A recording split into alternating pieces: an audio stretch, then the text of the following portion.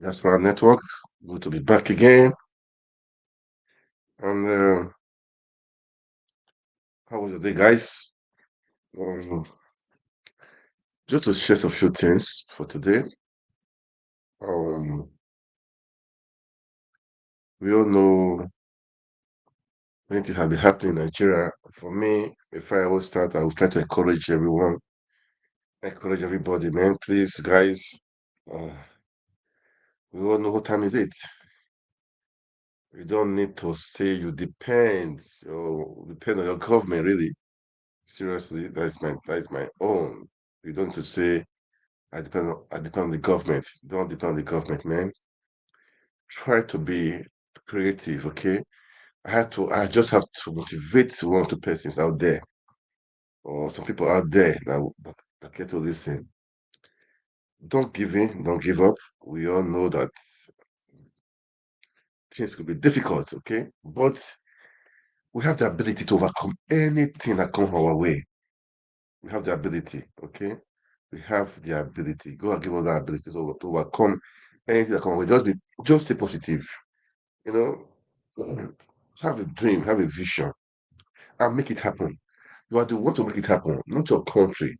See, there are people in America, there are people in Europe, they are suffering.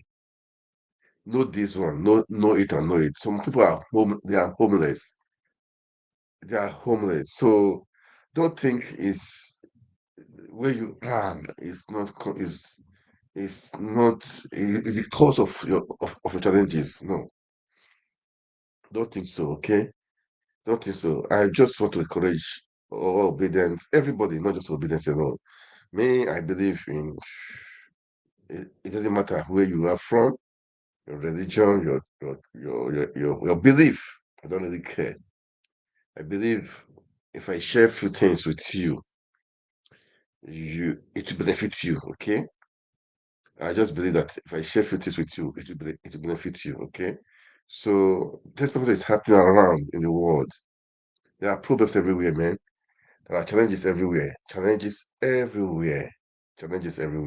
But what makes you to stand out is don't give in, don't give up. Okay? Yeah, you will say, how do I do it? How will I make it happen? I have plans, I have goals, I have dreams, but how will I make it happen?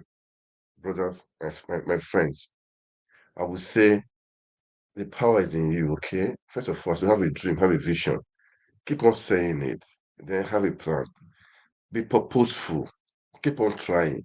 You may have tried before and if you and please guys, don't be ashamed to do anything you want to do. Shame, remove it from dictionary. Don't be ashamed, okay? That's number one. Don't be ashamed to do anything that in your heart to do. You think that can be helpful to people. Don't be ashamed to do it. Do it. Do it.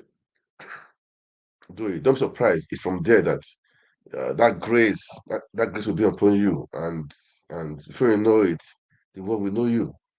Okay, so don't have a dream, have a purpose, then let it go, make it happen. Okay, just make it happen, and man, before you know it, 6 months, 1 year, you will still give different stories. You will say, I wish I knew. I would have started it earlier, but no time is late. No time is no time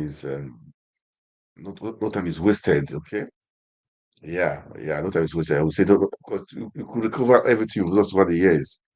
That is the truth also. You could recover everything you've lost over the years. All right. Anyway, guys, as you watch, kindly like, kindly share, and make comments. Okay. I'm just here to motivate people. This is a new year. Okay. Definitely, I'll play some videos. Bad news, good news, doesn't matter. Don't let it weigh you down. Today I heard the fuel price is going to be so much over $1,000. You know, don't let it weigh you down. The truth is that the government will fail you. Let's not hide it. Your uncle will fail you. So don't think uh, uh, uh, this person you thought will help you, your friend thought will help you. Don't worry. Somebody you may not even know. may be the one that will lift you up, that will help you out. Okay? That's why at times I say, it's good to talk your dream, talk your dream, talk your dream, talk your dream, talk your dream. Okay? Talk your dream. There was one video I posted on my Facebook.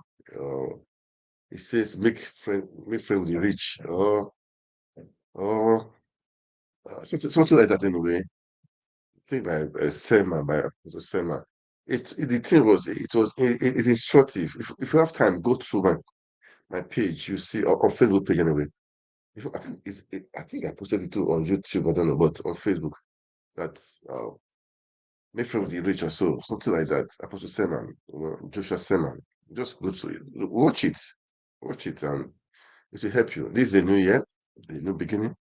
We all have to, we all have to, we all have to just kickstart. Okay, no, as I said, no procrastination. Start it up, man. That's your dream. Start it up. Let it happen. Just let it happen. Okay, let it happen. Um, Today, so many things. So many stories happening everywhere. Crisis, Labour Party crisis, in Edo State, PDP, um, different things.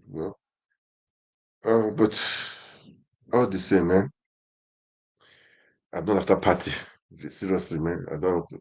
I don't. My own is to have a. Let's have a better country.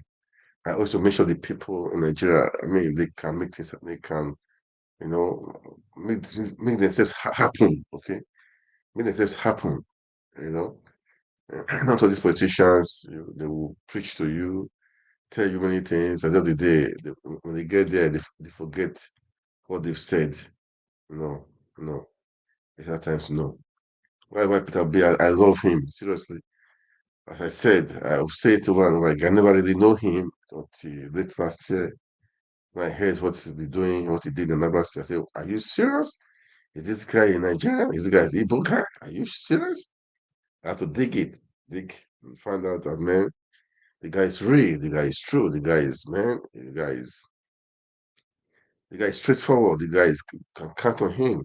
All right. That was how I started to follow him and to push for him, and it's been like that. And I'm still pushing for him, man. I'm still pushing for him. I'm still pushing for him. So it's a sensitive topic. I know he's not desperate, but he's desperate to make Nigeria work. He's not desperate to be the president, but he's desperate to make Nigeria work, to see the people that the poor be taken out of poverty, to see security everywhere. That is what he's concerned about. It's his own. That is his own. See, security. If a nation without security, there will be no investment. Nobody will come and invest. Forget the foreign investors. They will not come. They won't come. They won't come. They won't come. Who will come? Even the indigenous are scared to go to Nigeria. So, I mean, Nigerians, I mean, that's why they're scared to go to Nigeria. Even the Nigerians that are there, they are scared to go to the part of the place that are insecure. Sorry, man. So, they are basically scared of going to the places where that is insecure. So, what do you expect, man? What do you expect? So, don't think for us to come.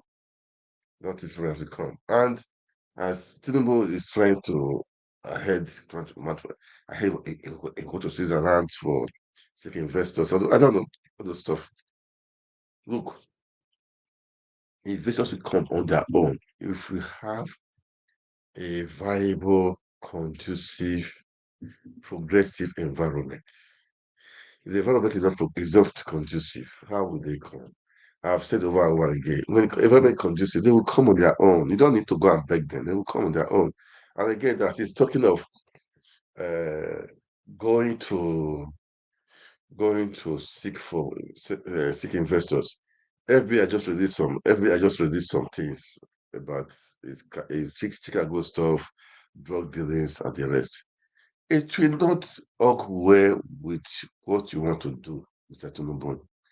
It will not work well. You want to go out there to seek some foreign investors. this thing here is that it will not augur well. It will not augur well for the country because of, you know, uh, you know, the country produces what it has.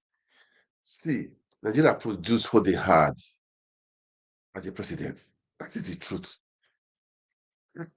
They are good people in Nigeria, but they produce what they had. That means they are fraud. That means they are, that means that means they are 419, that means they are drug dealers. That is just the meaning. Out of the lot, out of what you have, that is what you can produce. Nigeria produce what they have. If you like, believe me, or if you like, don't believe me, that is the truth. Nigerians produced what they had. Yes. Yeah, that is the truth. I mean, there are Christians in Nigeria, churches in Nigeria, many men, but they produced what they had. You said it was rigged. Yeah, it was rigged because the Nigerians are full of election riggers. Yeah, that means the people playing it are the one they can produce. We produce what we had. That was why we produced Tinubu. We produced what is the name, Buhari. That was what we had. If you don't produce what you don't have, now, let me tell you one thing. Uh, we could not produce. We could not produce. It's a certain Peter Obi because we don't have it. It's in Nigeria. We had, but we could not because the system they could not allow it because we did not have people like that. You get it? There are people like that there, but it had been taken over by all these crooks, jackass, criminals. That is why we need to purge it first. Purge the system first. So if you push, if you are pushing, you are pushing. So the pushing just started with Obi. Let's be frank as it's here. Over all these years, it have been corrupt, corrupt. It's just um over a year ago that we were now starting to purge the system through his excellency Peter Obi. This is the truth. So don't expect to purge a nation of over 200 million people just like that. No. Even the so-called obedient family or Labour Party, we have criminals there. We have criminals there, but it doesn't matter. Okay, if the head is good, at least it will work. It will go down. You understand? That is the truth. If the head is good, Peter said, say, if the head is good, I think it will have solved about 60 to 70% of it. So that is the joy we have. So that is why, for me, we should not give up. Okay, let's keep on pushing. Let's keep on pushing, man. We need to keep on pushing. Don't give in. Don't give up. Okay. Okay. As I've said, Tinubu wants to go and be seeking for foreign investors. Meanwhile, FBI just released some documents, damaging reports about Nigeria, about him. Let's assume foreign investors will even come. I don't think they will even come because even the companies that we have in Nigeria, they are all folding up, they are all running away. There's a company in oh God, in Akwa Ibom. What is the company again? Oh, it's on my platform anyway. I know I posted it on my Facebook page. They've gone off. They've gone off yesterday, maybe today. I don't know which day. So you see, so how can you work companies to come? Since it's not conducive, apart from insecurity, the system, the power sector, everything. They because they spend a lot of money.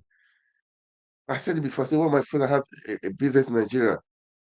That last time it was turning to where at the money spent on power, every day is much.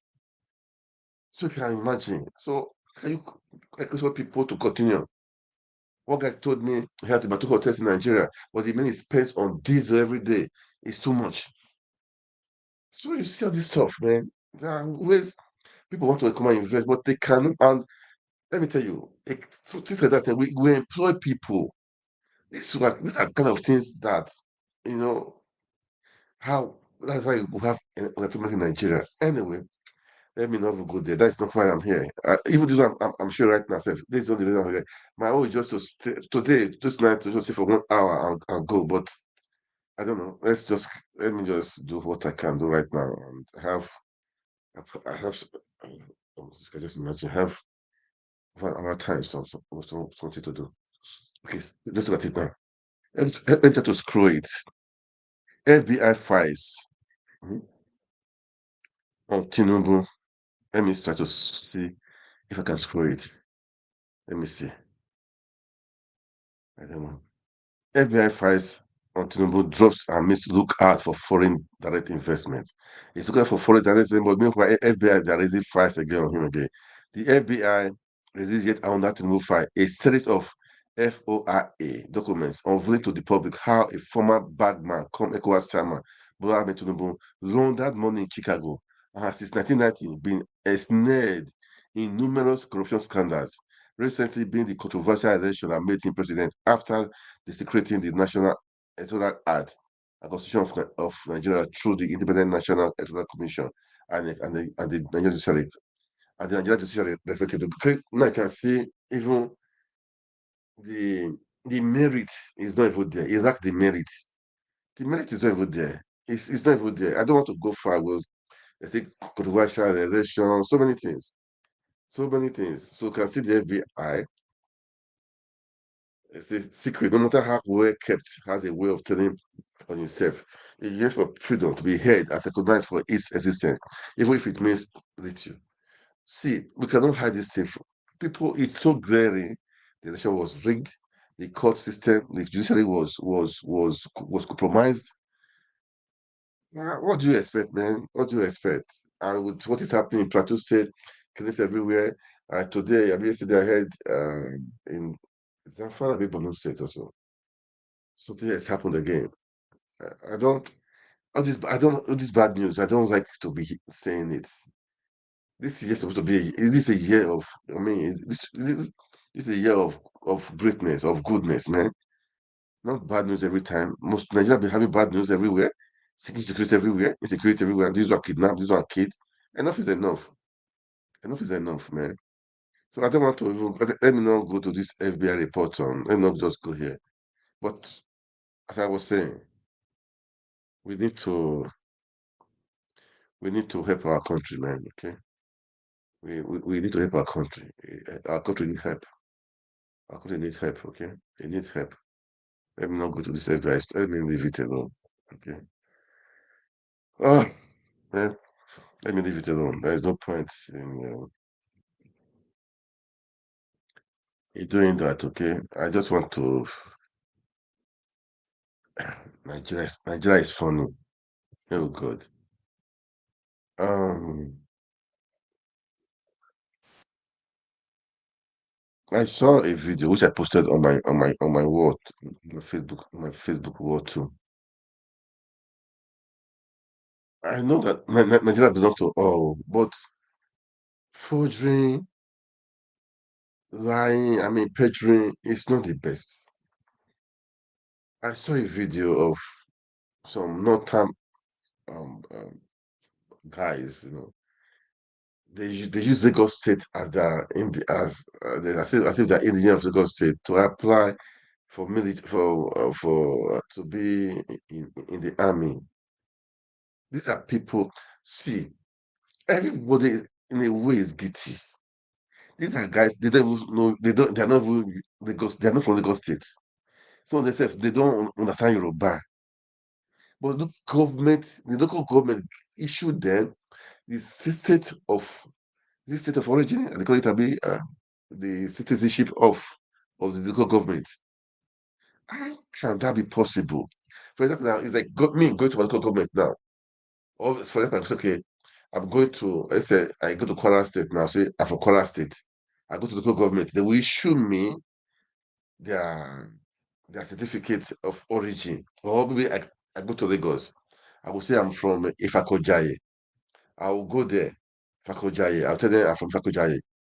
They will just issue me certificate like that. I'm not from there. So that means the people are even corrupt. So the Nigerian government, please look into it. These people that are guilty, arrest them. So I said, most of them said from Solo or Shodi Solo. Meanwhile, they are from Kaduna State. and they use as if they are Lagos indigenes to go and apply for military the academic training. I don't know. I saw the video today. Wait, let me just play the video. I think it's about 2-3 minutes long. I don't know.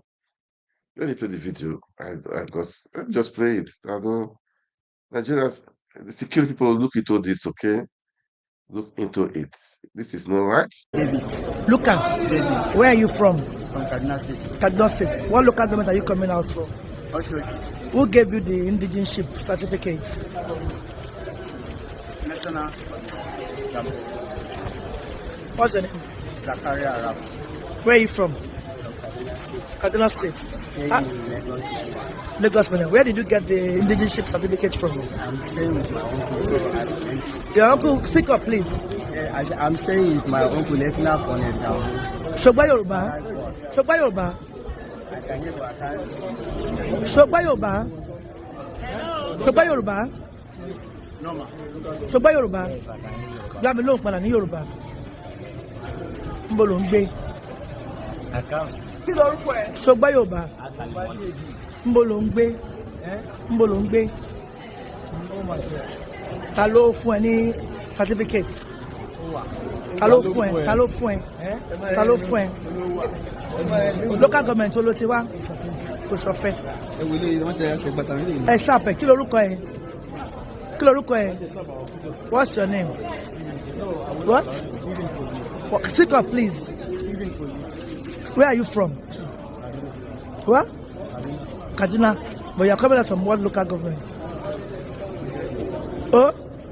Ta ló fún ẹ ní certificate? Kí lorúkọ ẹ? Níbo lò ń gbé? You don't hear Yoruba. What state are you from? I'm from Kaduna Kaduna State. State. Ta ló fún ẹ certificate of indigenship, Lagos State? Bring it and let me see your indigenship certificate. That paper that they gave you from the local government. Huh? Where is your... Let me see. Yes. Show me this. Wait. We show the local government. One by one. We show the local government. Most of them cannot speak Yoruba at all. I don't know how. Where's the second one? Also from Oshodi, local government. That's Nigeria for you, man.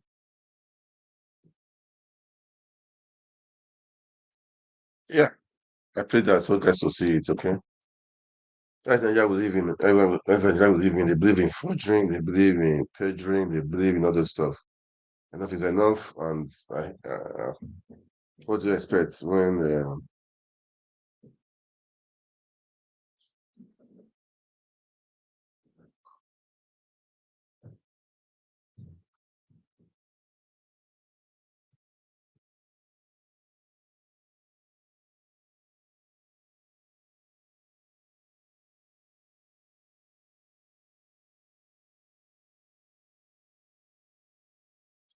so what do you expect, man? What do you expect? What do you expect, okay?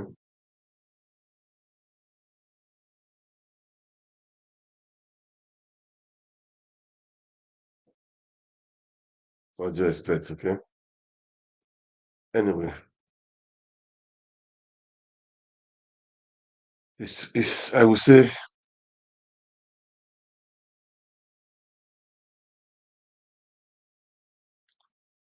um, anyway, that is it, man. Okay. Let me I don't today I said I won't say not too much really shy, but that is it, guys. Nigerians, security people, guys, wake up. Today I will talk on security, man. It's not good what's happening in Plateau State, those even not middle belt area. It's not really good. It's giving Nigeria a bad image, and it's not people are dying. It's not good. It's I don't know how to say. It's not just good at all. Families are not secured. Villages communities are not secured. What do we need to do? What can we do to solve the situation? That's the question. What can we do? The question is for everybody. What can we do? What do we need to do? What do we need to do? What can we do? I will just play analysis of some people. All right, that is, because it's painful. It's really painful, man. It's painful. Let's listen to this analysis, okay? That is what I can say right now. Let's listen to them. And if you have a contribution, anyhow it is, I would say no contribution is useless. The Let's solution share it. for is insecurity. Every year in Nigeria, bandits stage attacks on communities, claiming lives and property, which has crippled economic activities in a lot of areas in various states. Just 2 weeks ago, during the Christmas festivities, more than 100 people were killed in attacks in Nigeria's northern Plateau state. Solving the problem of insecurity in Nigeria for years now has been a hard nut to crack for the federal government. Will we ever get to the point in our nation where people can experience freedom to operate and move around without having the fear at the back of their minds that something might go wrong? Joining us on the morning show today to discuss the never-ending conversation on solutions to insecurity and how the federal government can approach this issue in 2024 is Colonel Hassan Stan Labo, a veteran and retired officer with a wealth of combat operational experience spanning his duty tour of Liberia, Sierra Leone, the West Darfur, and Bakassi Peninsula as part of the Army's Elite Infantry Special Forces Corps. He's now a security consultant, defense strategist. Welcome to the morning show, Colonel Hassan Stan Labo. In the heart of Jerusalem, the echoes of prayer are met with restrictions. So today, as I said, we are going to be discussing security. What can we do? Okay, it's important. Nigeria is blessed. We have to secure our country. What can we do? What do we need to do? Please drop your comment. Please drop your comment, please. Let's analyze it. Okay. So let's continue with the analysis. All right. Let's continue with the analysis. All right. And my good friend. Happy New Year to you, sir. Good to see you, sir. Been a while. Happy New Year, sir. Thank you for joining us. Thank you so much. Colonel, this morning we've been discussing the state of insecurity in Nigeria, the same way we've been doing since this year started. And we were referring to the latest reactions by General David Mark, or Senator David Mark, as he's otherwise now known, saying that the security architecture needs to be rejigged and that a state of emergency should be declared on the plateau. And then, of course, you also have the Southern and Middle Belt Leaders Forum, SMBLF, saying that President Buhari, in fact, did nothing to address insecurity.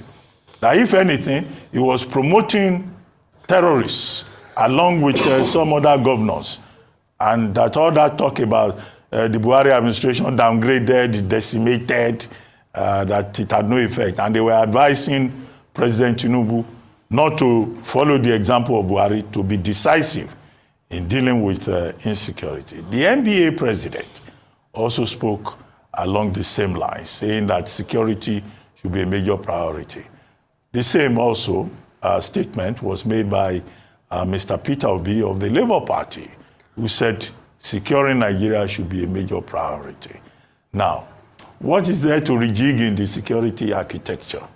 And do you agree that President Buhari, rather than addressing security, in fact promoted insecurity by looking the other way for the better part?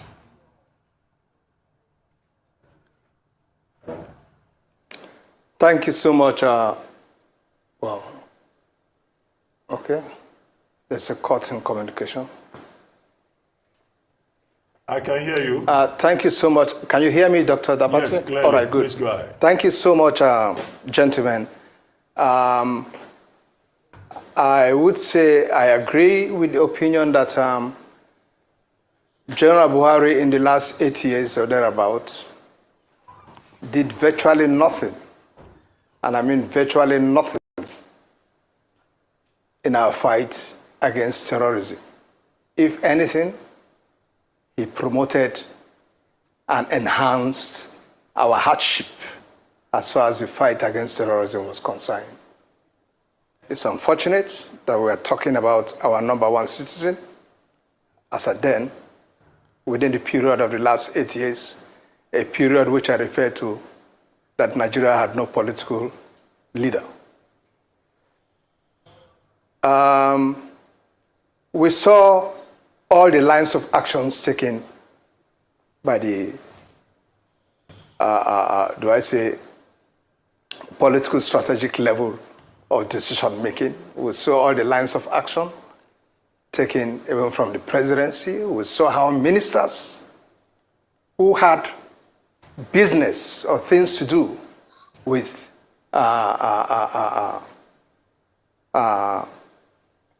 terrorists were made to remain in their positions as ministers.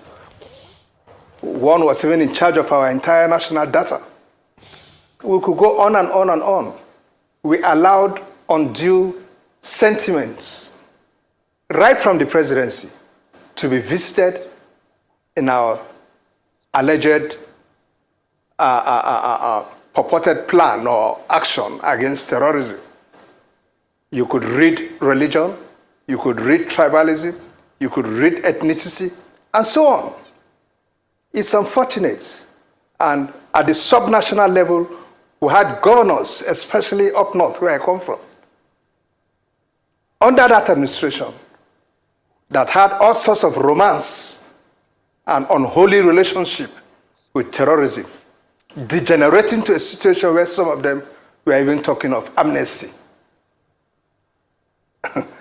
It was shocking to some of us. Amnesty for who? You tell me they are repentant terrorists. Repentant from what? We are soldiers. Our duty is not to come here and grant repentance. Our duty is to hasten your appointment with God to heaven or hell, where he will grant you penance. So, for us to be bringing large number of men from the forest who hitherto were armed and taking on fellow Nigerians, then on the appearance of soldiers, they drop their weapon and you are compelled as a professional to take them PWs and you bring them back to us and say they are repentant what? And then you give their godfathers sitting in government houses to begin to talk about amnesty and even referring us to how amnesty was granted to some chaps way back in the under what's his name? Yeah, President Yaradua in the creeks. It's unfortunate. So now we have a new administration in place. In the last 6 or 7 months, I have not seen a change, so to speak, from what has been happening in the last 8 years. We will hope that the president now is not listening to some ill advice coming in from some elements or people who have sympathy with the last administration to him as to how to fight terrorism. We have an ample opportunity now to change the guard in how we fight terrorism. We should not. I appeal to my colleagues in the military. I understand very much what the rules of international law of war says concerning PWs and so on.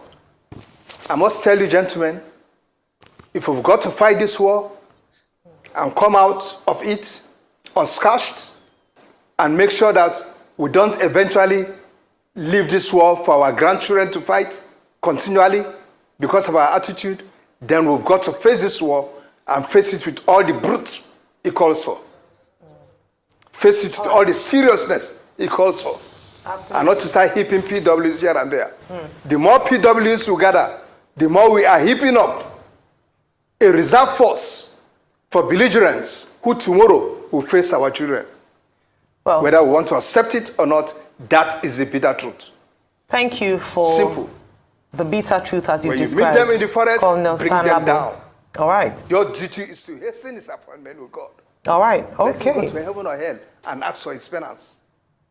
All right.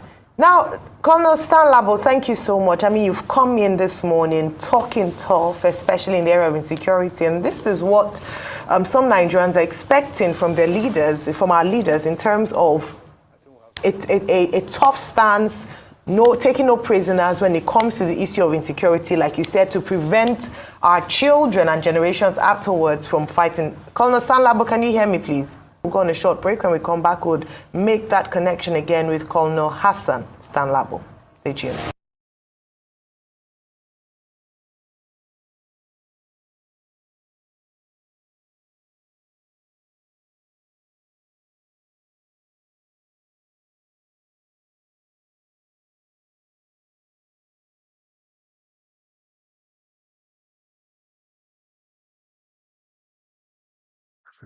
I paused myself. I didn't even know. I'm playing this. What do we need to do? This security in Nigeria is just down too much. This is why I'm playing this, because I feel pain to see lives are being lost in Plateau State, in different places. Today I heard about, I think Zafara, Borno State, I don't know. People were killed also. So I feel pain. Killings every time as if it's just a normal thing. It's not normal, man. This is not fair. It's not right. What do we need to do? Guys, please drop your comments. Just what do we need to do so that the government will hear it? Okay, this guy is talking well, man. That's why I'm playing this now, so that the government will hear it. Well, let's amplify the voices. As we watch, share it also, that we amplify it so that more people will hear it. At the end of the day, somebody will hear it that would like to implement it. This is what we are doing, man. This is the essence of all the stuff we are doing. All right, this for me, this is the essence of what we are doing. Okay. All right, let's go back. Let's listen to them. Okay. All right.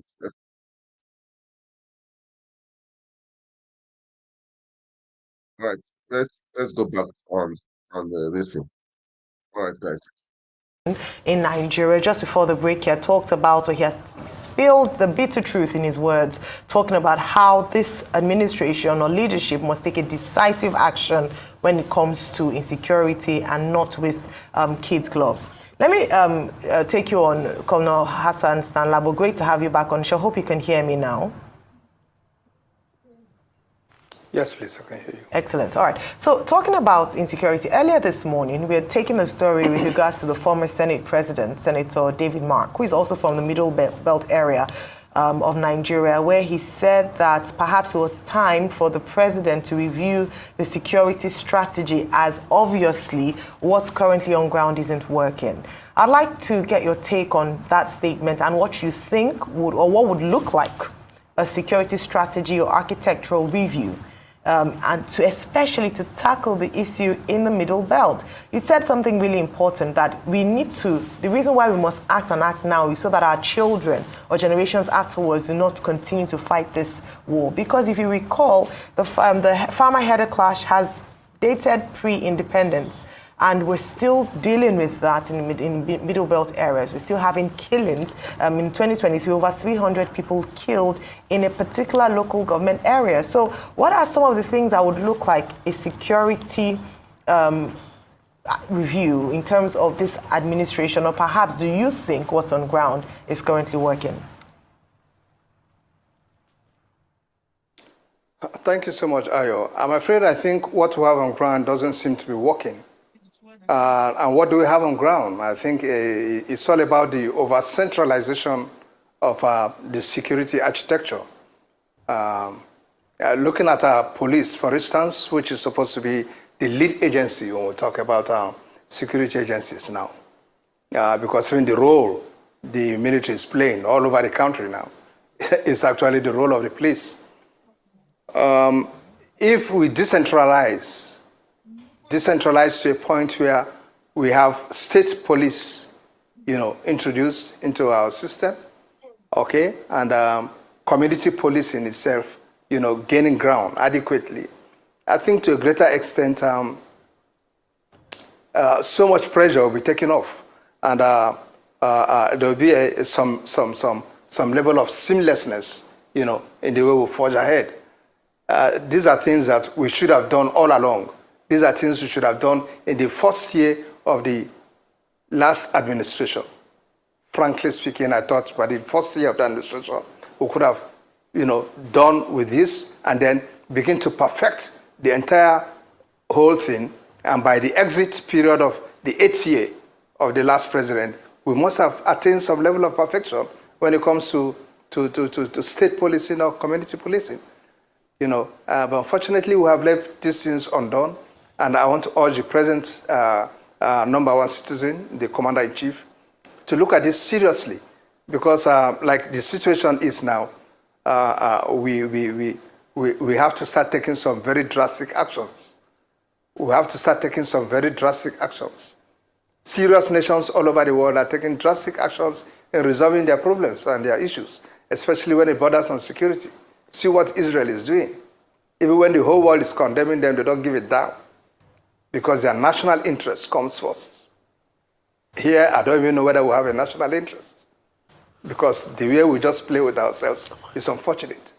We must sit down, do a serious rejig again, do a serious review of the entire architecture, decentralize our entire defense arrangement in such a way that states will have some level of authority.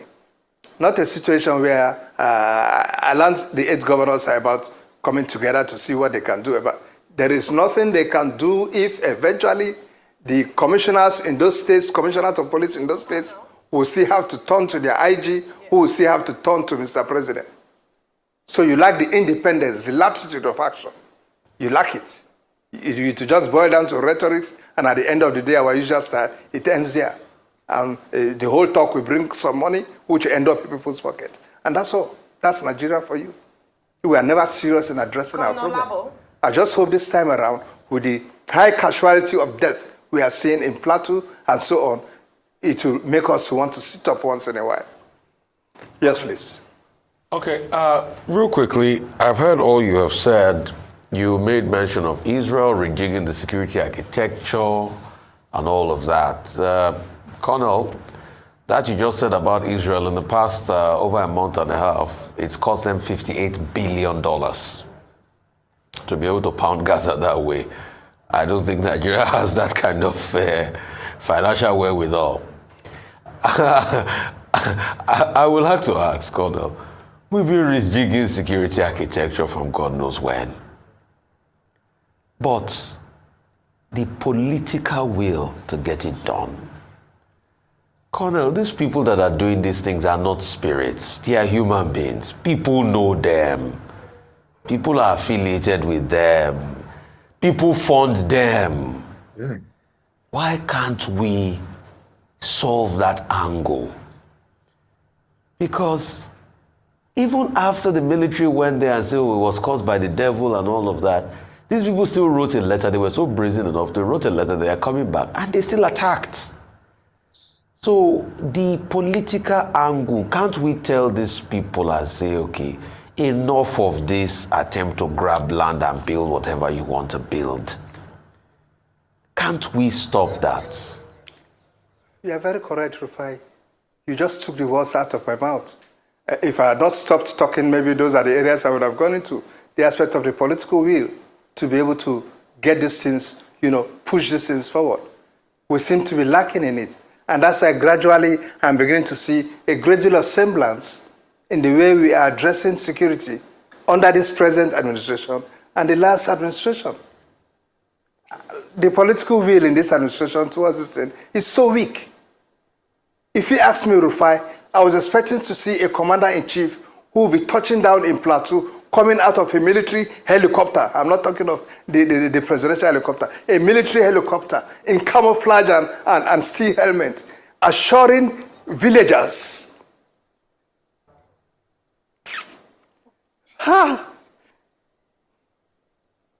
It's painful. Painful. Assuring villagers that we shall get this rubbish done with. Hey. We shall stop this henceforth. This is touching, man. Okay?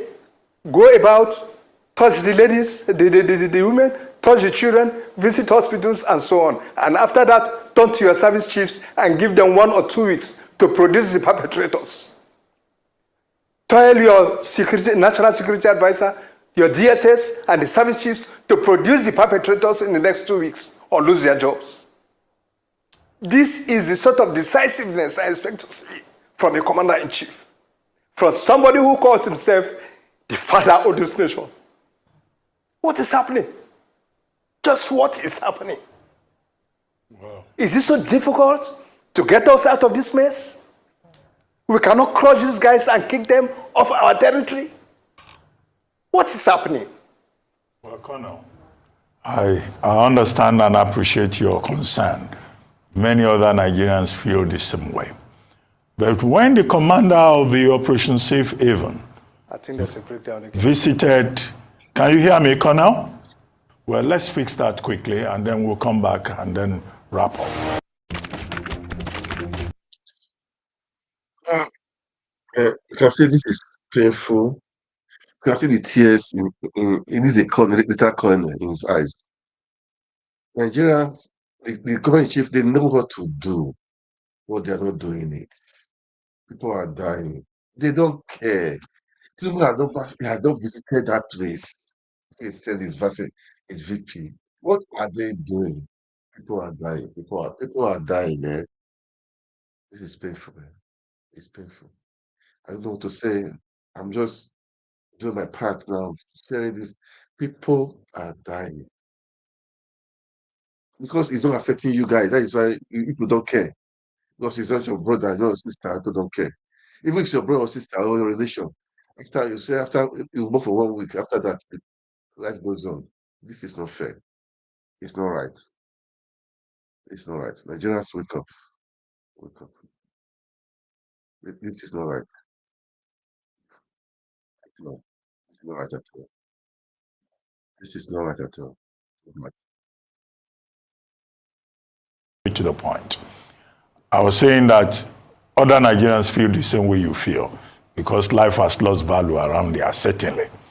But when the commander of Operation Safe Haven visited the mass graves where they were burying some of the persons who had lost their lives, he went there and told them that the military was overwhelmed and that the crisis could have been worse.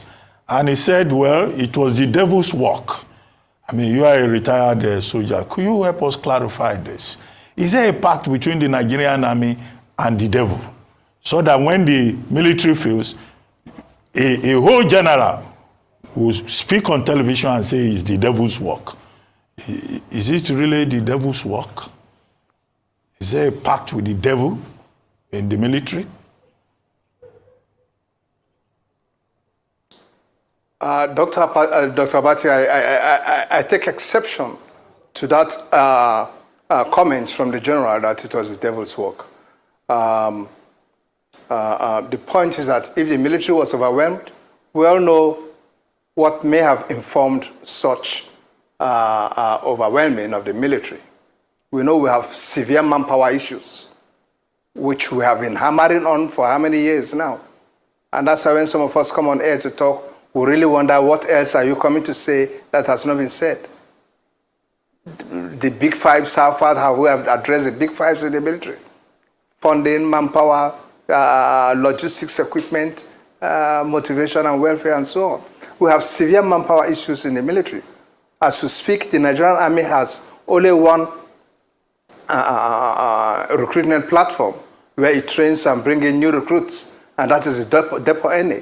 And I think as we speak, on an annual basis, we will get about 5,000 men from that source. If you juxtapose that with the number of men who, of course, will be exiting the army on an annual basis, either through casualties from the various operations and routine retirements and so on, you will agree with me that at the end of the day, you're always seeing about 2,000 or 2,500 fresh entrants out of the 5,000 which you think you are bringing in. So the point I'm making is that we should begin to expand on our training facilities. Nigeria is ripe enough, or the army by now is ripe enough to have about 4 or 5 depots. You know, we have one already in Zaria. What stops us from having one in the west, here in Lagos, and in the east, and even up north? You know, so that on an annual basis, we can boast of nearly 20,000 coming into the army, fresh recruits. We need to work on this assiduously, Dr. Abati. Otherwise, all this talk of being overwhelmed and so on will be there. Like you know, we are presently in a war situation. And in any given war situation, the enemy has the initiative. And if the enemy has the initiative, it means he is privileged to you know, choose his time, privileged to choose where he attacks, privileged to you know, he has all the privilege at his disposal, both time, location, and what have you. Why you remain to wait and react? So all you try to do is to see how you position yourself to be able to gain some level of proactiveness by the time he launches. And the enemy is not a daft, let's face it. And that's why they will look at where you are already and then go to ungoverned areas where you have citizens just thinly spread out and what have you in communities, and attack such communities, kill them in their numbers, so that before you even want to get there, I'm afraid they are done and even on their way out. All right. So we must look inwards and look for solutions to all this. It's important. Well, that's what we're looking forward to, looking for solutions to the insecurity challenges in the nation. Thank you very much for your time this morning, Colonel Hassan Stanlabo. Never see.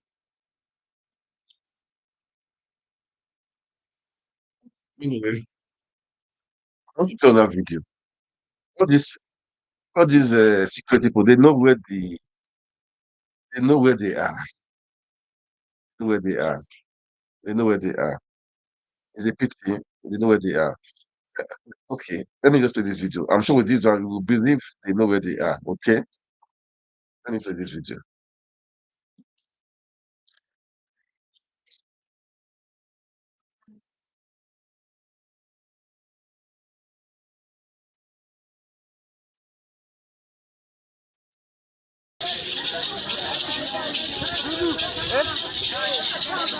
Subhanallah. Negara.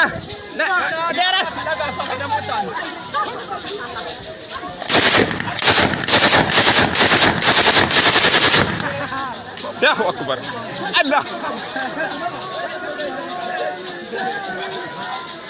Apa kalau hati kana tabude. Kubaya gaban mutane.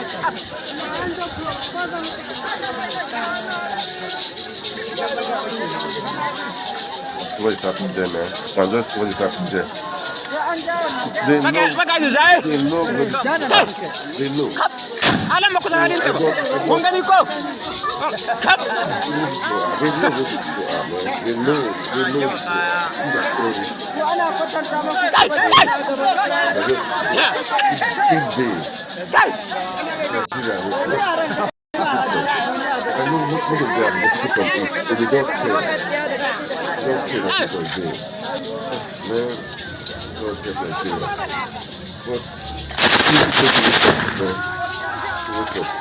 This is not just right.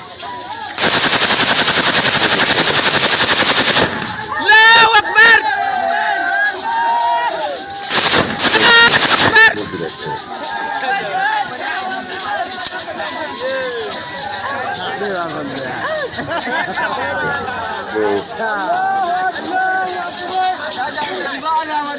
Pareho.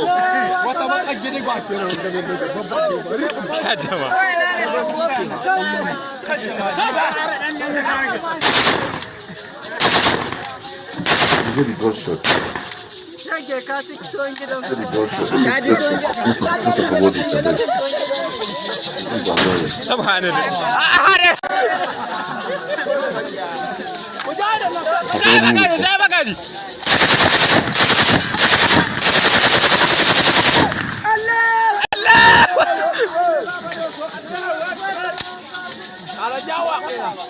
Kai, ubaka.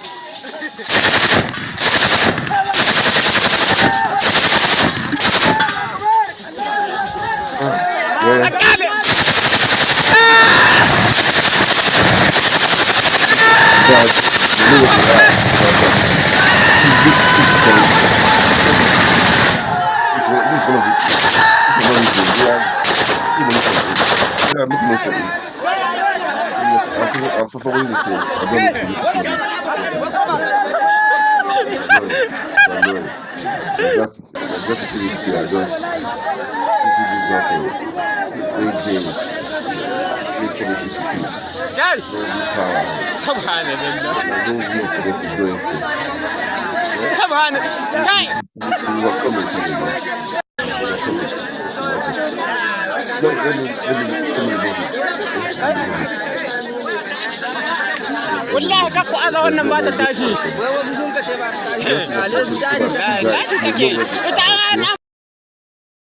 They know what they are. All right, guys. Because I do that today. I wanted to play. I wanted to do. There's a crisis in the Labour Party in those states. I don't know, and the Fubara and Wike stuff. Okay, let me just play one of the videos. Okay, I missed the which one is shorter. I play one of the videos. Then, guys, as you watch, kindly like, kindly share. Okay. Okay, let me play the Labour Party those states. But election is they are preparing. Yesterday, I played the one of the deputy governor.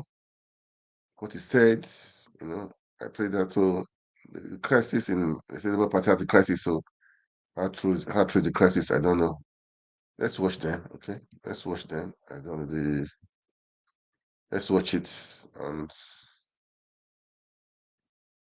I mean, this one is a bit God. Don't play. Oh. In the state, I had reported in the state ahead of the convention scheduled for Saturday, that's December the 30th. Meanwhile, the spokesperson of the Papa-led group of the Labour Party, Mr. Bayomi Arabambe, has accused the Edo State Publicity Secretary, Mr. Sam Oropa, of spearheading the attack. Mr. Arabambe alleges that the leaders were beaten up and manhandled when they went to prepare for Saturday's event. He also accused Mr. Olumide Akpata, who is a contender in the race for the ticket, of not calling his men to order. Mr. Arabambe also promised to report the attack on the group leaders to the security agents. So that's what we're going to be discussing right now on the program. J'ai une petite question pour vous. Est-ce que vous connaissez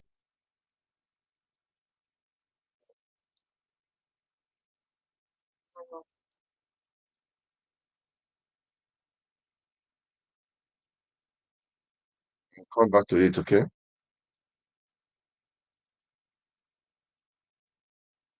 In Edo State, which is the basis for our conversation. It's going to be two parts, a conversation as far as Edo Labour Party issues are concerned. I'm being joined right here in our Lagos studio by the man I did mention his name in my intro, Mr. Bayomi Arabambe of the Labour Party. Thank you so much for coming on the program. And thank you so much. Good evening, Nigeria community of CCN, and thank you for inviting me here. Joining us via Zoom, the chairman of Edo Labour Party, Mr. Kelly Ogbaloy. Mr. Ogbaloy, thank you so much for joining us.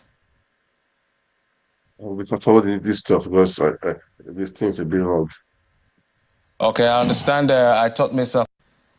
We are somehow very shocked that we have two people who today will be calling themselves lawyers and who are supposed to know the law, but they deliberately choose to stand on it. I am making reference to the former NBA president, who I am highly disappointed in, and Julius Aburi. Though I know that one, he has never attended court session ever since when I know him, but he also called himself a lawyer. But I want the NBA to actually help us to look into these two characters about what happened today. Mr. Olumide Akpata is fully aware. I would appreciate not disparaging anybody. They're not characters. Okay, they're gentlemen. Right. Yeah, thank you very much. Mr. Olumide Akpata, as a former NBA president, ought to know that where there is a restraining order of a court, it has to be respected. They have been pretended of authorities by the Supreme that order, that judgment. Which order are you talking about here? There is a judgment of a FCTI court by Justice Mazu against Abure and 3 others, restraining them from parading themselves as national officers. Okay, let's get this in proper context before we start shooting too fast. There were 2 issues concerning Abure. Yes. I'm going to come to the issue of you mentioning Akpata because it's an allegation of his involvement or in anything. So let's take it in steps. There were 2 issues. Yes. First has to do with the suspension from the ward, which has been decided by the court. I think to the best of my knowledge, it goes to even Court of Appeal and setting aside that particular decision because it was when he was removed from the ward that Lamidi Apapa came to take over, saying that there shouldn't be any vacuum. No, that was not why we came. No, hold on. Okay. The premise of Lamidi Apapa taking over. No, that was not because of the suspension. What was the premise of the suspension? So because there are 2 cases, no, the issue of the ward and the issue of forgery of documents. No, we were not involved in that. Okay, which one? The forgery was what we reported to the police. And how do we come about that? Some of our candidate names were published by INEC during their first publication. During the last publication, their names were removed. We went to INEC. They now gave us the affidavit in respect of those constituencies, governor, rep, and senate. It was that affidavit that we now took to the court in line with Evidence Act. The court replied that these were forged documents. We now reported to the police. It was the manager now, DIG Kokumo. He did an excellent job. The IG now was AIG operation. Then we reported the matter, and a forensic audit was done, and they found that Abure actually forged the document. It was who did the forensic? The police. Okay. With what the court wrote back to us, then we are cleared. Then we now approach the court because we know that from the evidence we are not protected because you alleges must prove. Now we have alleged forgery, and the court are written back to us that this document presented by Abure to change those names, they did not emanate from that court. And let me tell you what he did. He fought the signature of that judge.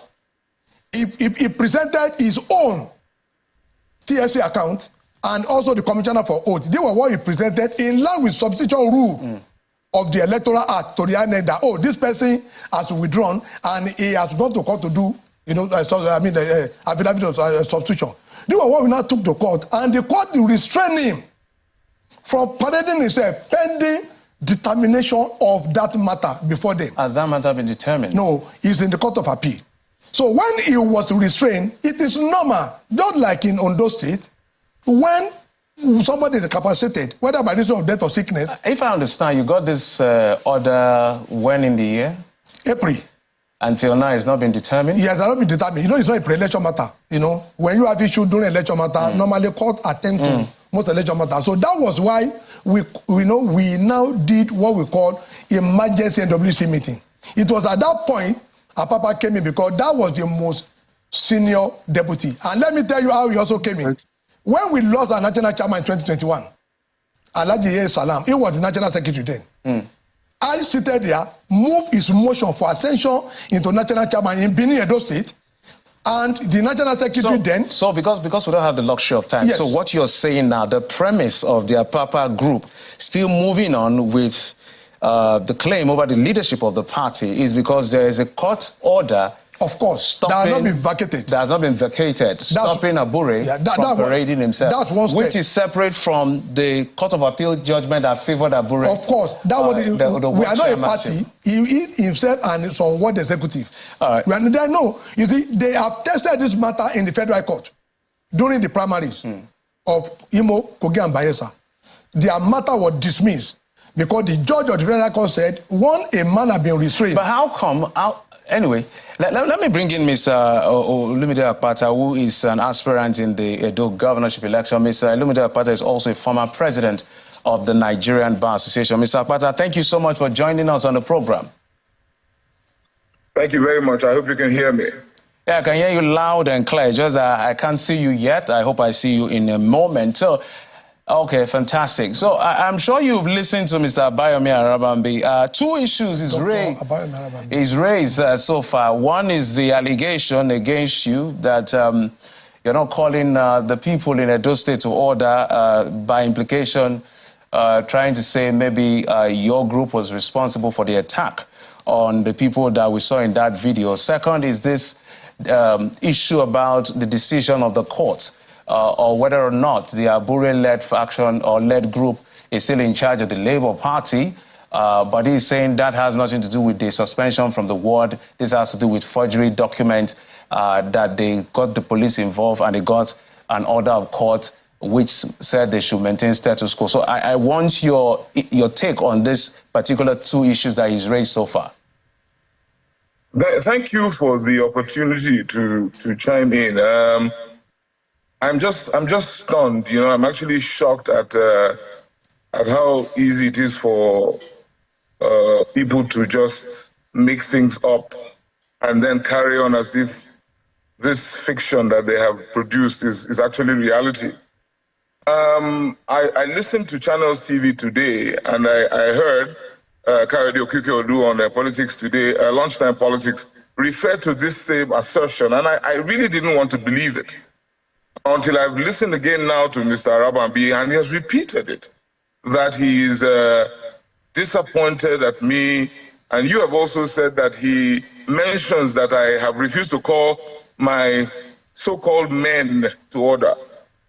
I'm but one of probably 30 aspirants seeking the Labour Party ticket in Edo State. The disputes in the Labour Party predates my entry into that party.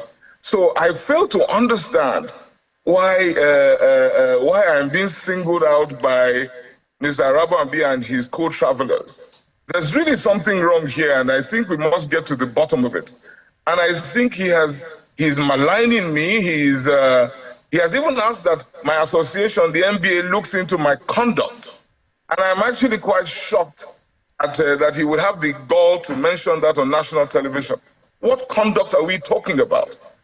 I'm one of 30 aspirants. I hope you know the genesis of what. I'm actually not even in Benin as we speak.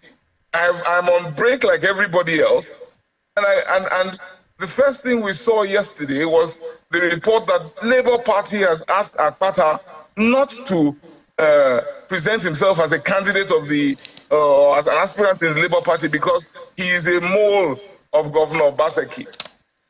My friends and supporters were shocked by this, and everybody reached out to me, and I was worried myself when I saw the headline.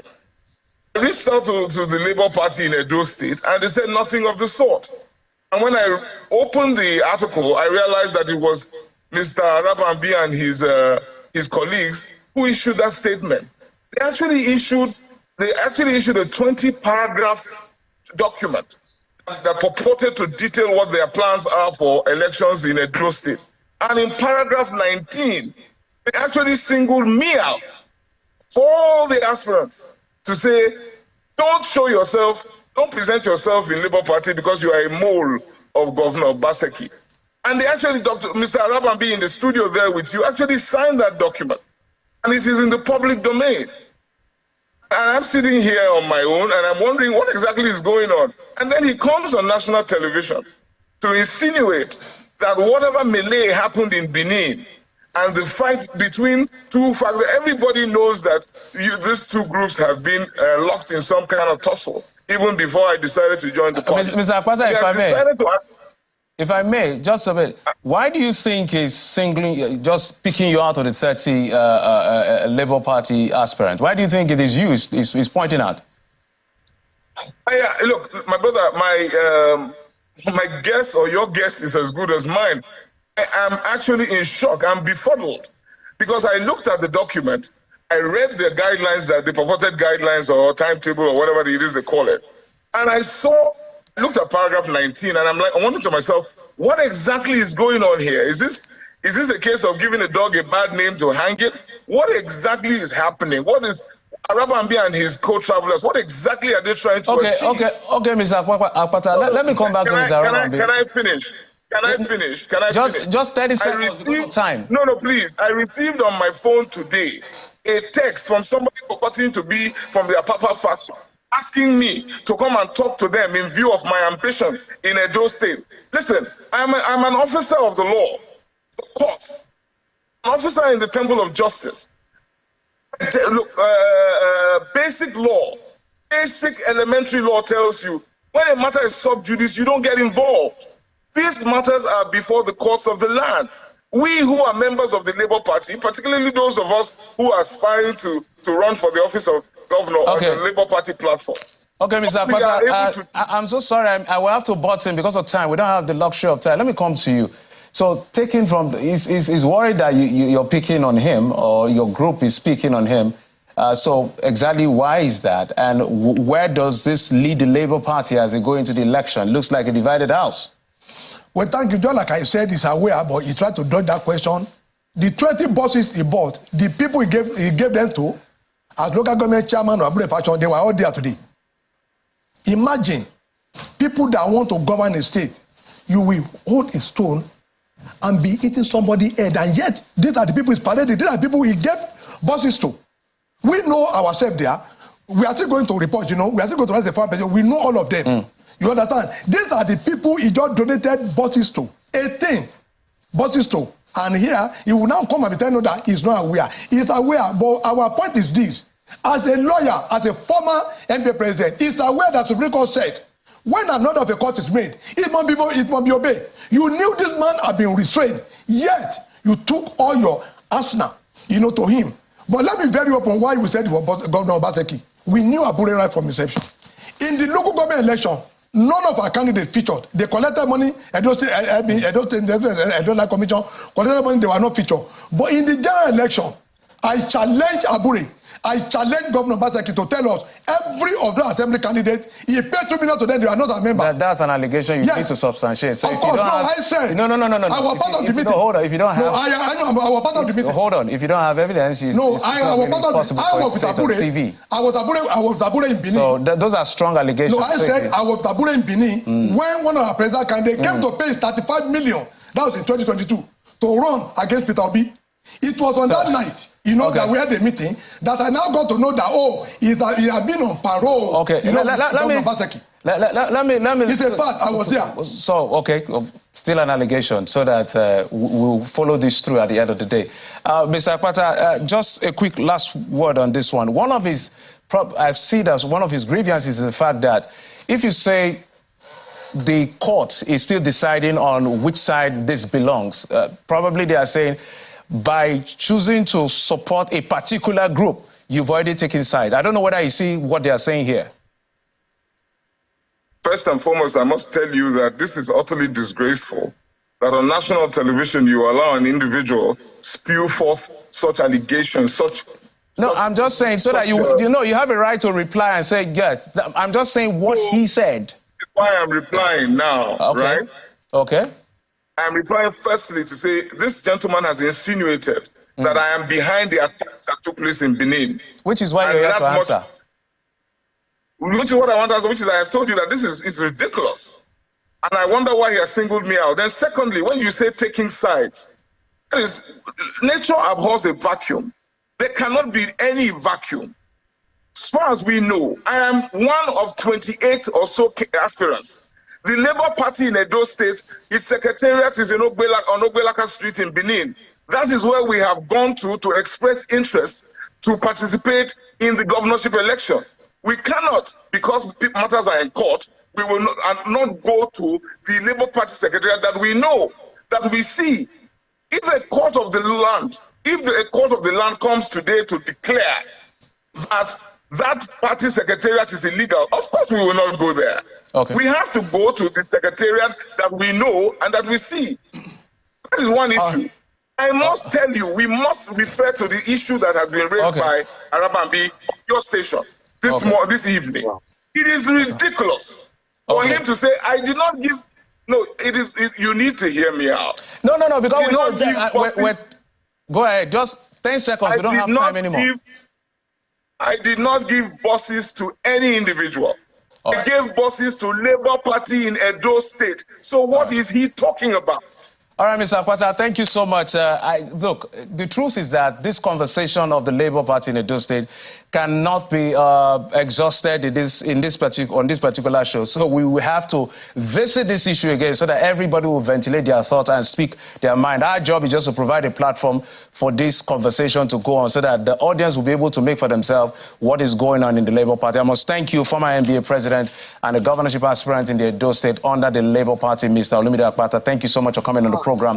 Also, Mr. Abayomi Arabambi. Yes, guys, I played that. This for Edo State, Labour Party. I know, I said before, Labour Party, there are crises everywhere, man. Politicians, self-interest. That's why I said Obi is different. Obi is very, very, very, very different. Okay?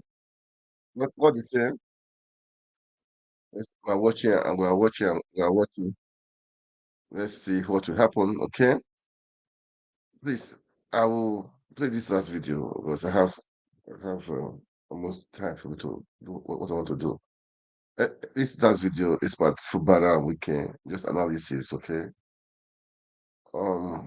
As I've said, my interest is for the Rivers people, not Fubara, not Wike. I don't care about them. They rigged the election. The Labour Party won that election in Rivers State. Wike decided to rig it for APC. Well, that's how it is. They have not fighting each other. They should continue fighting, right? I don't really care about them. So guys, let's just watch this. Let's watch this. Then I'll come back. I'll call it a day. Okay. But please, as you watch, can you make comments, like, share? Okay, it's important that people will. What's happening? That I just played today was for security, but I just said election is coming up. I just had to do that, and this one now for this they call them. It's just analysis, okay, of Fubara and Wike. Let's just watch them, okay? This man, it's how many minutes? 10 minutes. So, okay, let's just play it. I'll come back. Say, look, see, this is just the beginning. That we've not started at all. And Nigerians felt that, oh, after the intervention of President Bola Tinubu, that, oh, they might have shot their sword and everybody, all is looking good. We saw them in that church service. They were both shaking and the governor saying that he's my boss, he will continue to be my boss.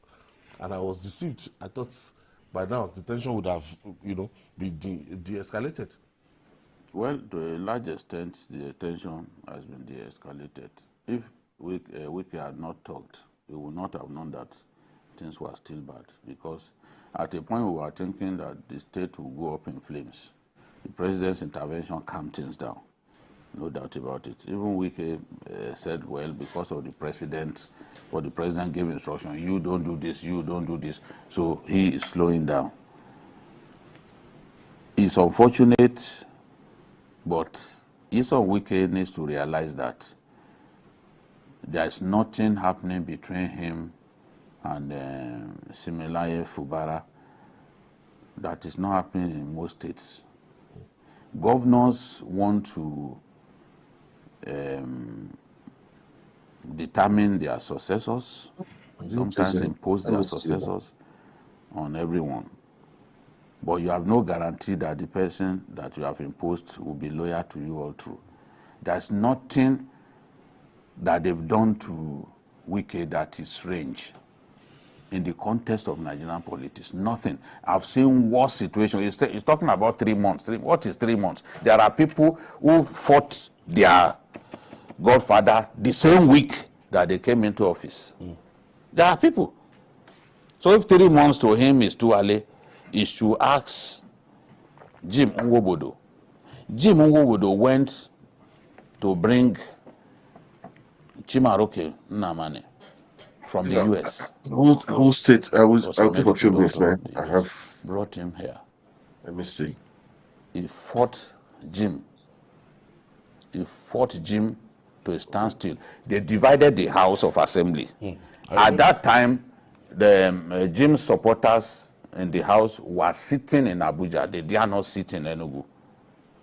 Enugu was too hot for them. Invariably, he was able to win some of those Jim supporters to his side.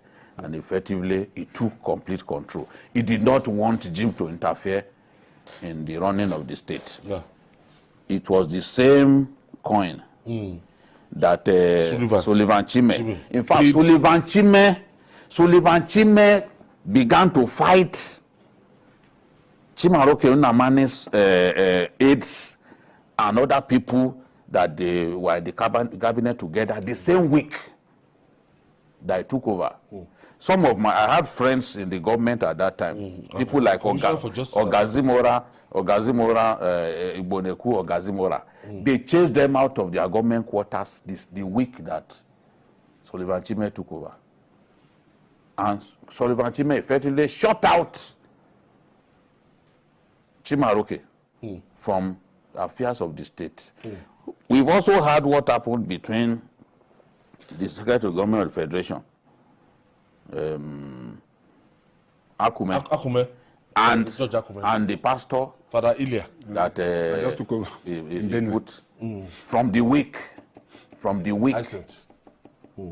week that he took over, he left no doubt that he does not want to entertain a godfather. That's what happened. Today, they don't see eye to eye. Today, their aides, they don't like one another. This is a fact.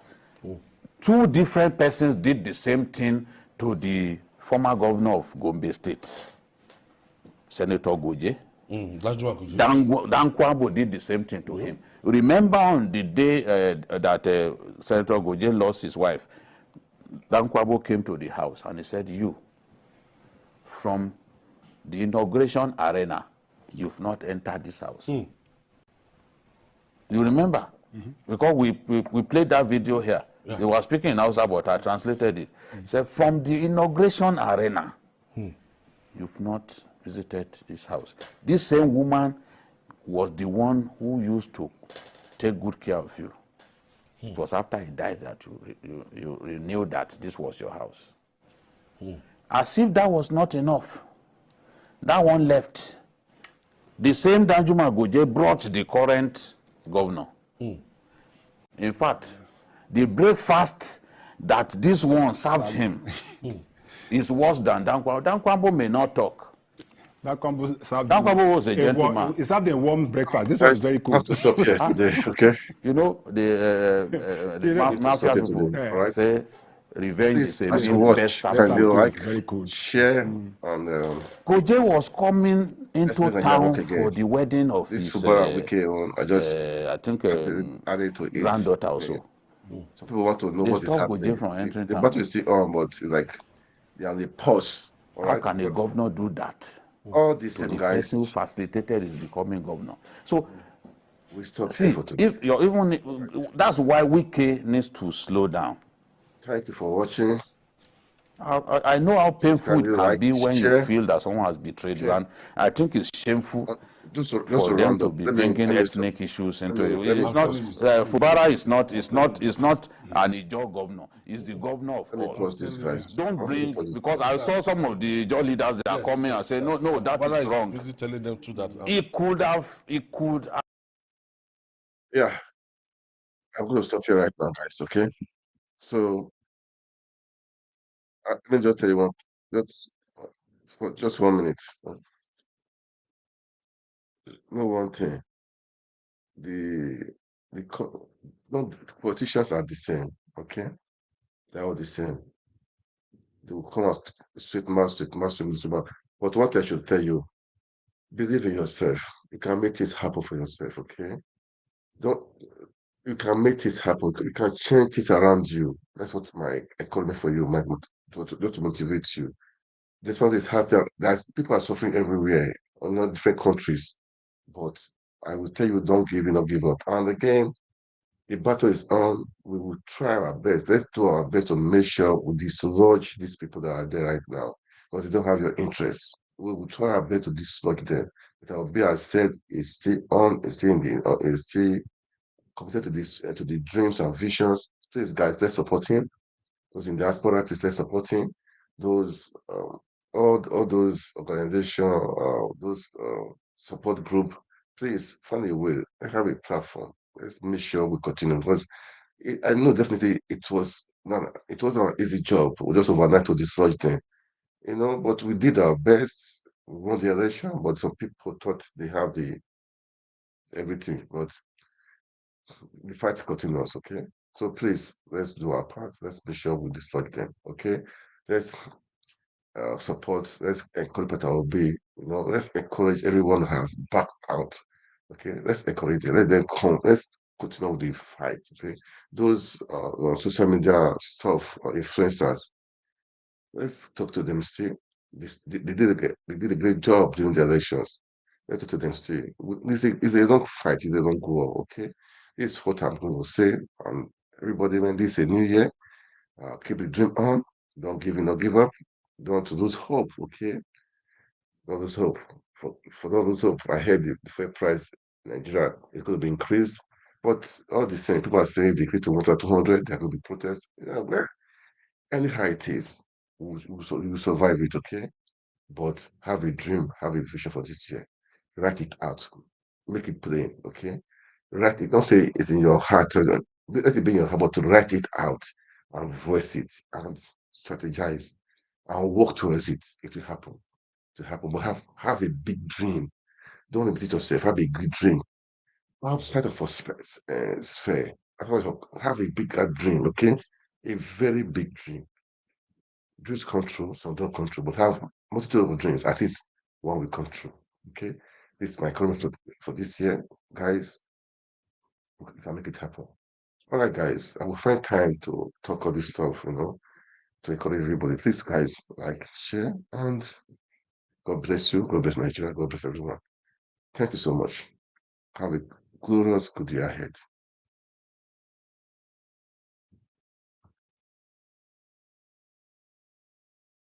Yeah. Hello, everyone. Good evening. This Diaspora Network.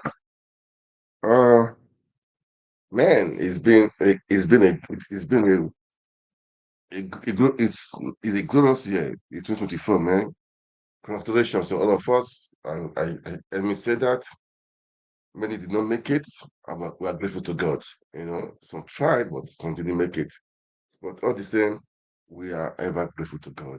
That is the truth. We're ever grateful to God for life and for His protection. We are grateful to God. Whether it is this come, let's go. So it's a new year, a new beginning of things. I'm sure most people had New Year resolutions. I believe you wrote it down, not just in your heart. Well, first of all, some people had resolution last year. Some had visions. What they wanted to achieve. At times, some dreams come true, some not come true. But we should keep on dreaming. Okay, I love that movie. You see, everybody comes to Hollywood. Some dreams come true, some not come true, but keep on dreaming. That's how it is, guys. We should not lose hope. We should not give in. We should not give up. Carry on with it. Let's the fire be burning. Keep the flame on. Okay, keep the flame on. That is the truth. Keep the flame on. You can never know. We can never just know. Keep the flame on. That's what I will say. It's a new year, and believe that things are going to happen. Just have in your spirit that this year will be better than last year. Just be positive, okay? Stay stay focused, have a dream, have a vision, and definitely it will definitely come true. At times it could be difficult. It may be difficult for sure. But don't worry, don't give up. This year will surely be better. All right. Oh, forget what is happening, like the economy. Forget it, okay? Don't let it. But when you think about it, it may weigh you down. It may kill your spirit. You say, "Oh, how can I survive this year? I managed to survive last year. Now, how am I going to do?" No, guys, don't worry. Okay, keep on with the hope. Keep on with the hope. Okay, you can make things happen. Okay, you can make things happen. Yeah, Obi won the election, but it was stolen. Yes, we know, but don't give up hope. Okay, Nigeria is like this now, it's like that now. people suffering. Don't give up. Don't give up. Okay, don't give in. Don't give up. That is what the politicians want. They want people to be begging them. Like how they like how the Amiraj in the they call Amiraj in the north. They will come with line up with their spoon and plate, begging for food. Don't worry. No, you cannot be like that. Okay, you what you mean? Let me tell you one thing. Um, if we say we depend on this on the nation, you will fail yourself. Okay, don't depend on the nation. Don't depend on people. Just believe that there's something inside of you can bring out, not only for yourself but for others. Have that in mind of first. That there is something inside of you that people need. There is something inside of you that you can give out to people. Have the mentality of have not just for yourself, but have it for others. Do you know what I'm saying? We have that mentality. That means you've gone beyond yourself now. That means you can definitely have for yourself. Because just have that mentality. With that mentality this year, you will climb mountains, okay? You will excel. All right? You will excel. You will excel, man. So for me, I'm not trying to encourage everyone. I mean, we just need to be focused, have a dream, have a purpose, have a vision. Not just having it, put it to work, say it out, say it because I always say there's power in words. Do you know what I'm saying? Say it out. This is what I want to do this year. I will do it. Say it. You can and you will do it. Okay? You will do it. Just say to yourself, this is who I am. I can do it. I will make it happen despite this economic situation, despite the stress going on in Nigeria or in Africa. I can make it happen. My brother, man, my sister, man, you will do it and you will make it happen. Okay. I just want to, first of all, encourage everyone. This is a new year, there's no beginning, and we should all know that and we can definitely make things happen. Just as we watch, kindly share. It's important to like and share. Is a year of new beginning, a year of new things, a year of creativity, a year to make things happen, a year that you will know there is God. Okay, because when you start now, before the middle of the year, before the end of the year, you will see the result. You will not wonder, you will not think back and say, how did I achieve this? Okay, this is my prayer for all obedience. This is my prayer, not just obedience now. For me, I pray for everybody. This is my prayer for everyone, okay? For everyone that they will succeed in all their endeavors. Good endeavors, man. Okay. Good endeavors, okay? I will succeed in everything they do, in all the good things they do. Okay. In all good things they do. This is my prayer this is my prayer, and I continue to pray it. And that will be a change, okay? That will definitely be a change. That will definitely be a change. I believe so. I believe so. So I know that most people they've taken stock last year what they wanted to do. Yes, you could not achieve it. I had my plans too. I could not really, I could not achieve all, but I'm grateful to God. I'm grateful to God. Those plans are still on. are still on. I added more to it. I added more, I would say, unbelievable projects to it. Things I would say beyond the ordinary that I want to do. I added to it also. Yeah, I believe it can happen. Just have that faith, guy. Just have that faith. Believe in yourself, okay? Forget this government. Forget them. Forget them. Seriously, I don't think they have the masses in mind. Really, man. What is happening, man? I don't really think they have the masses in mind. You know that they don't have the masses in mind. They don't have the masses in mind. Because naira, dollar, the rate is going. It's unbelievable. It's just unbelievable. So it seems they don't have the clue of how to fix the economy or fix the nation. insecurity. Look at Plateau State. Look at what's happening in Plateau State. Man, we have to create. Last time I was telling from this guy made a video. I said, look, if you are a governor, defend your people, protect your people. That is why, like that was the governor that died some days ago. I heard he was part of the guys that formed Ametoko in that Ondo area because he had to secure his own people from all these killers, which is good. Secure your people from all these killers. I've said it. Governors, don't sleep. If you're Plateau State, all those Benue, all those stuff, don't sleep. Form a security. Come on, do it. Safeguard your people. Because we hear of many rumors of the causes of this fight, killings, and the rest. What is the real truth? Because these people, they know the people that are involved in it. Is it business as usual? Is it business? I saw a video today. I was not watching. And the one girl, she was, you know, saying many things of how, why people are doing this, uh, doing like ethnic cleansing. At the end of the day, after the resources of the land, because they have many, I mean, people are mining, they are doing many things. Mm, And we know that people are sponsoring these things. The government know, the security system, the security apparatus, I believe they all know. I believe they all know. I believe they all know. So I don't know why people should just be so heartless to kill for money, and not just kill for money now. Not killing now. Um, Maiming um, villages, communities, burning houses. You drive them out of their ancestral lands.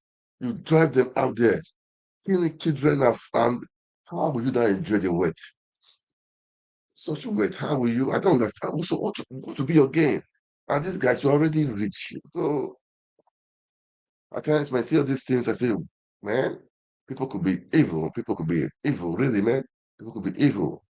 People could be evil. But government, I know you know what is happening. Do something about it, please. I mean, people are suffering, man. People are really suffering. Nigerian people are suffering. Killings. Not even the food now. They're not talking about food. That for security first. Because when you have life, you have hope. That the security first. Because when you're secure, then you cannot plan what I need to do, what I need to do to eat, to take care of my of family, how you be productive. And at the end of the day, we are talking of bringing investors to the country. How will investors come? They will not come because the place is insecure. You have to have an enabling environment for investors to come in. You have to have an enabling environment for investors to come in. If you don't have it, how will the investors come? They won't come. They won't come. Even Nigerians won't come. They will. I mean, diasporas. Because some of they've tried it, but some of them are scared. Man, they say, man, security there, not. And again, it's so pathetic, really, man. I said it before. When you try to invest there, even the government, the way they are taxing, I mean, they will bring one tax. They will call it a name. They will threaten you. If you don't do it, they close down your business. I don't just get it. I don't really get it, man. It's pathetic. And this is what people are facing over there. And if you and you want investors to come in there, please, you have to tackle this stuff from the grassroots, man. From the grassroots, the councils, the state, the federal government, and all those taps are there. Tackle this stuff before it's security. Tackle it first. That's number one. Okay, before another thing. Anyway, guys, this has been happening. So Peter Obi, had spent the new year, how he spent the new year with inmates. They did mass.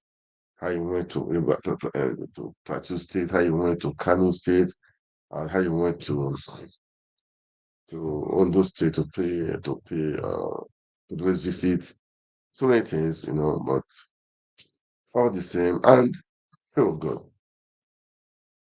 Tinubu had um, um, addressed the nation.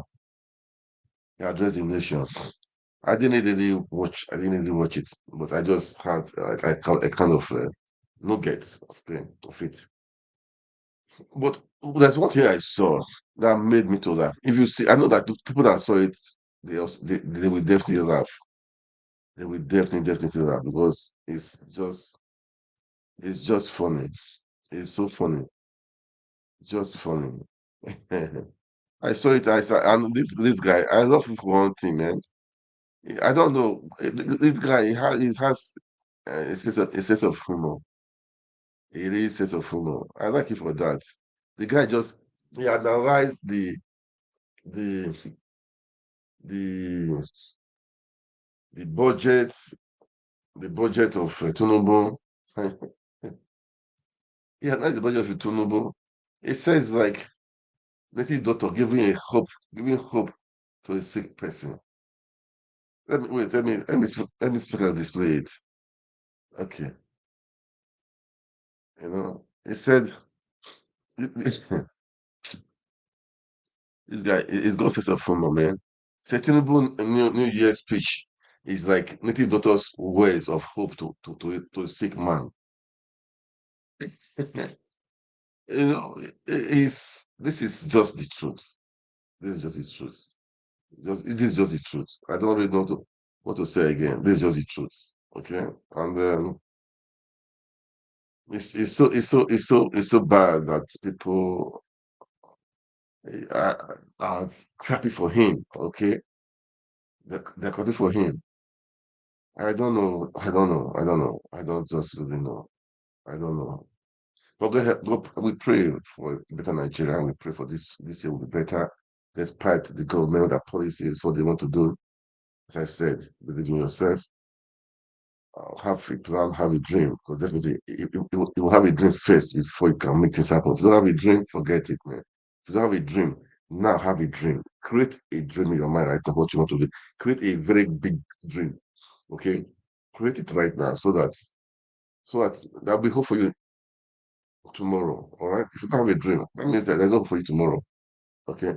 That means there's no hope for you tomorrow. So now create a dream. Okay? Create a vision, a really big vision for yourself right now. Create it, guy, and work on it. Okay? You can make it happen, all right? Anyway, this was just a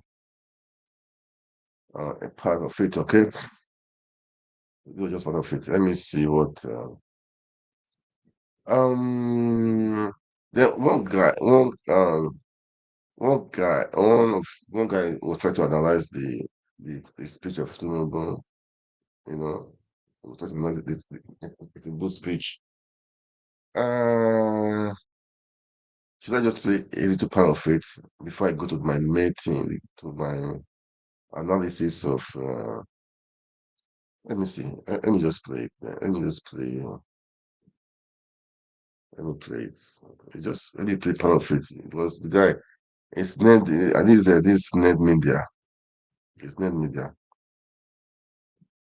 It's Ned Media. Let me play part of it. Okay. Yeah, the Tinubu is still begging. Okay. I extend this call to my political opponents in the last election. Election is over. It is time for all of us to work together for the sake of our country.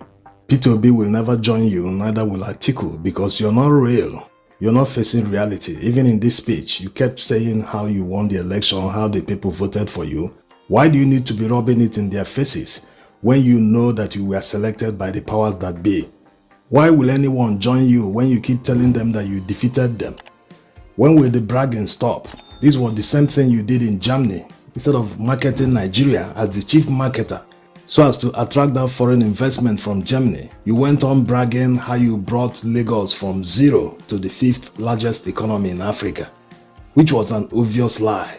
And today, I can brag, beat my chest, that Lagos is on the horizon. Is the 5th largest economy in Africa, from zero. So any opposition member that joins you will just finish off his career. You wouldn't even allow the person to implement anything. The few that he will implement, you will take the credit yourself alone. That's what you did in Lagos. You feel that Lagos didn't exist before 1999, that you put it into existence, and all the achievements, despite knowing that major infrastructure projects were not executed under your administration.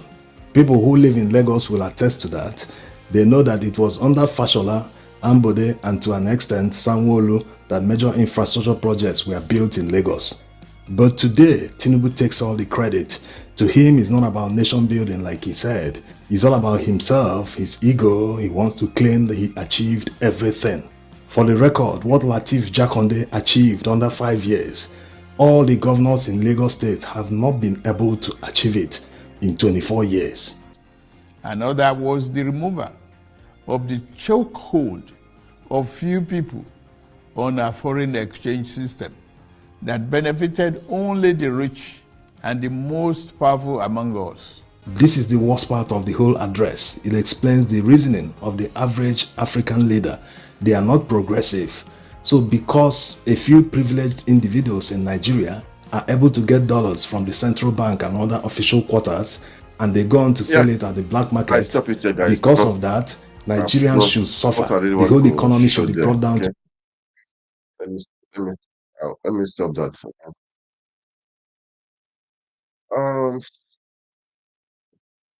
I want to play. There's a video I want to play. Interview. No, I like interview. Okonkwo, the former spokesperson. I mean, Labour campaign organization spokesperson. It was on last TV. It seems many things. I just want to play it. Let's listen to it. And there was one video. There's a video that was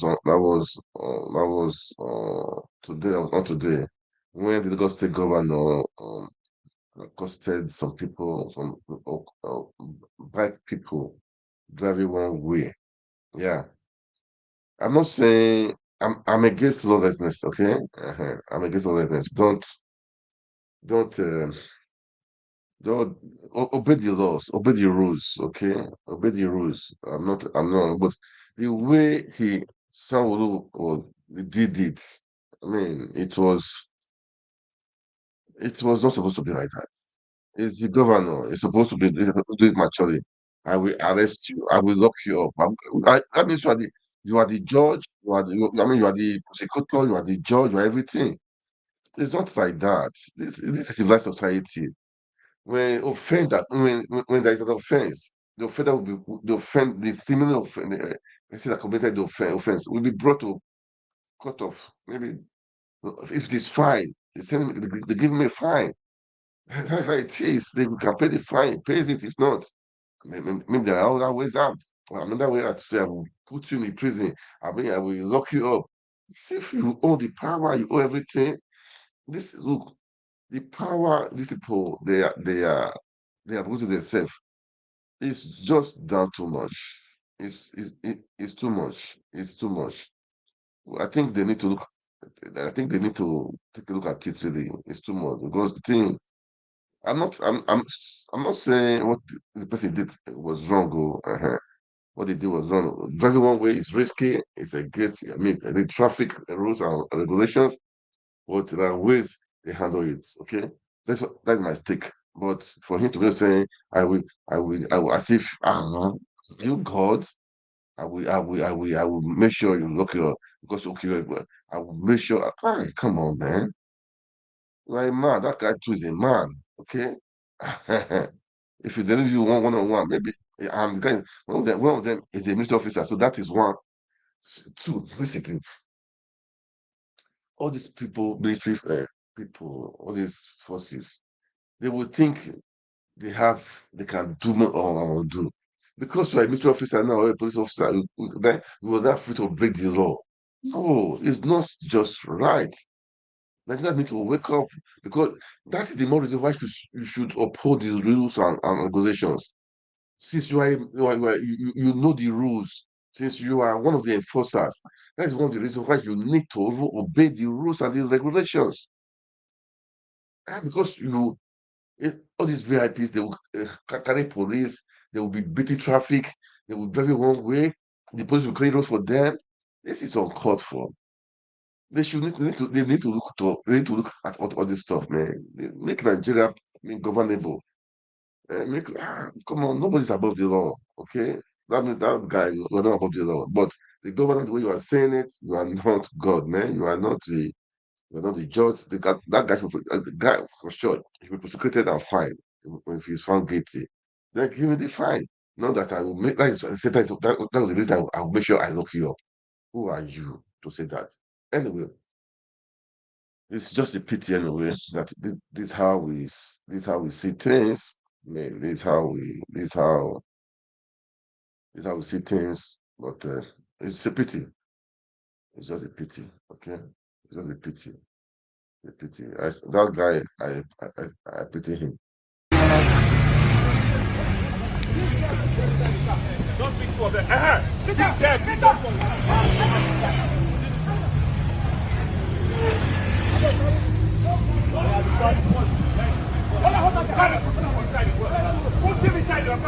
Put him there. Then your father come and arrest. Let go come and arrest you. I'm a soldier, Augusta. That's even the more reason. That's even the more reason. I'm going to lock you up. That's even the more reason. You're telling me you're a soldier. That's even the more reason. I'm going to lock you up. Get out of there. Get in down there. Very sorry, sir. This boy, you're telling me you're a soldier. Just take 4 of them. Yeah, lock him up. Telling me you're a soldier. Put him there. Anyway,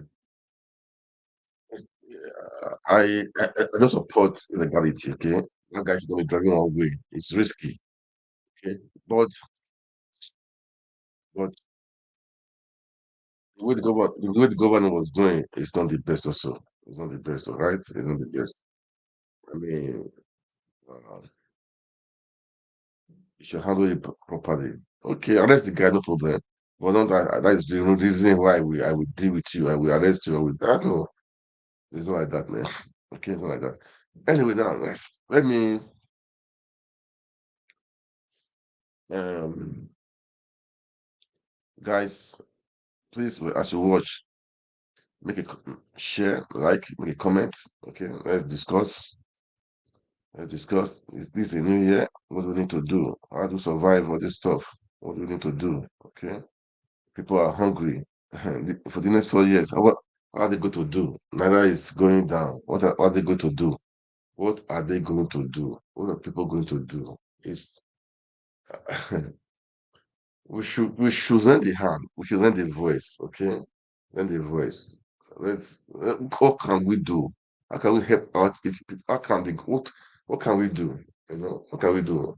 The government for now they are not helping matters, man. They are not helping matters. They are not helping matters, and it's not just good. It's not good. It's not good. And I just pray, go help Nigeria, man.